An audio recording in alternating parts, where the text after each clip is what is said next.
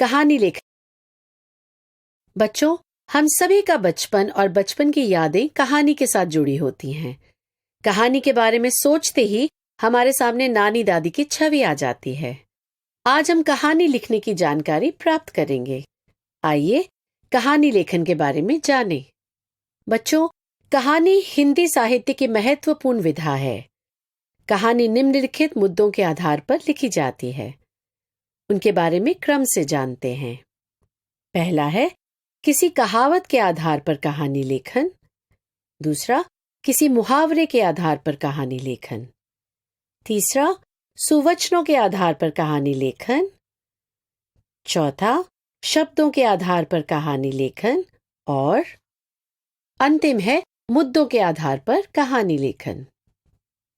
बच्चों, कहानी लेखन के संबंध में ध्यान देने योग्य बातों को ध्यान में रखकर सरलता से अच्छी कहानी लिखी जा सकती है। अब हम उनके बारे में विस्तार से समझते हैं। ध्यान से सुनिए। 1. रूपरेखा के आधार पर कहानी लिखने से पहले रूपरेखा 2-3 बार पढ़ लेनी चाहिए। 2.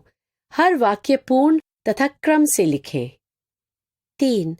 कहानी का प्रवाहशील होना आवश्यक है, अर्थात कालानुक्रम, घटनाक्रम एवं प्रसंग अनुकूल संवाद होना आवश्यक है। 4. भाषा सरल तथा मुहावरेदार होनी चाहिए। बच्चों, एक घटना पूरी हो जाए तो दूसरी घटना नए परिच्छेद से शुरू करनी चाहिए। 6. कहानी लिखने के साथ उसका शीर्षक पूछा जाता है, अतः शीर्षक ऐसा देना चाहिए जो कथा वस्तु को व्यक्त करता हो। शीर्षक संक्षिप्त और आकर्षक होना चाहिए। 7. कहानी के प्रसंग अनुसार वातावरण निर्मित होनी चाहिए। बच्चों, कहानी लेखन का महत्वपूर्ण बिंदु है कि कहानी के प्रसंग अनुसार वातावरण निर्मित होनी चाहिए। उदाहरणार्थ, यदि गांव में कहानी घटती है तो गांव का रोचक व सही वर्णन अपेक्षित है। 8. कहानी में आए संवाद उद्धरण चिन्ह में लिखना अपेक्षित है। 9.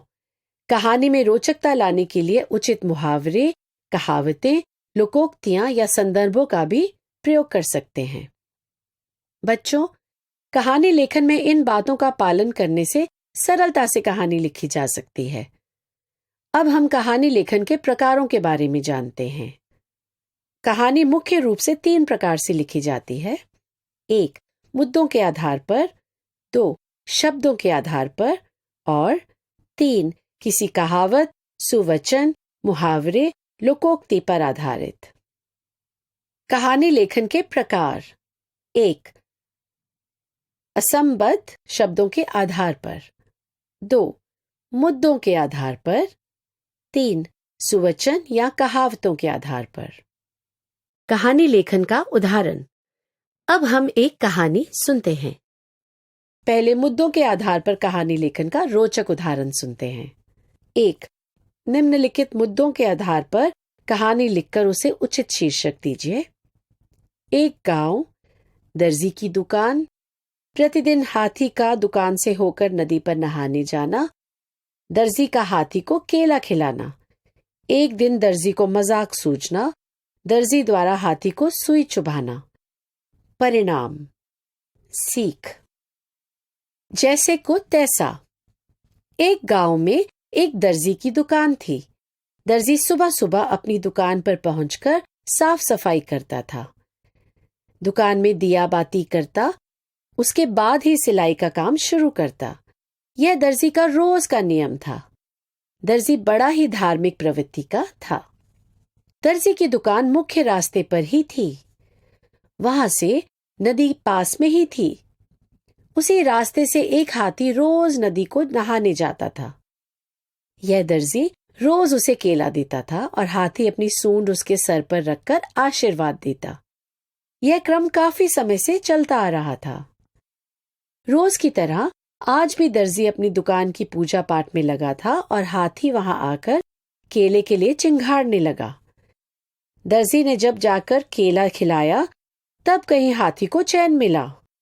वह केला खाकर नदी की ओर जा ही रहा था कि दर्जी को अचानक पेट में गुदगुदी होने लगी और शरारत करने के चक्कर में उसने हाथी को सुई चुभा दी। हाथी भी कम नहीं था, मस्त मौला की तरह आगे बढ़ गया, जैसे कुछ हुआ ही ना हो। वह नदी नहाने चला गया, लेकिन सबसे बुद्धिमान प्राणी हार कैसे मानता? नहाकर लौटते समय उसने सूंड में कीचड़ पानी भर लिया और दर्जी की दुकान पर छिड़क दिया, जिसके कारण दर्जी के सारे कपड़े खराब हो गए। दर्जी को अपने किए का परिणाम मिल गया। बच्चों, इस कहानी से यह सीख मिलती है कि जैसा हम दूसरों के साथ करेंगे वैसा ही हमारे साथ होगा। बच्चों, इस प्रकार आपने कहानी लेखन की कला को सीखा। अब आप सरलता से कहानी लिख सकते हैं।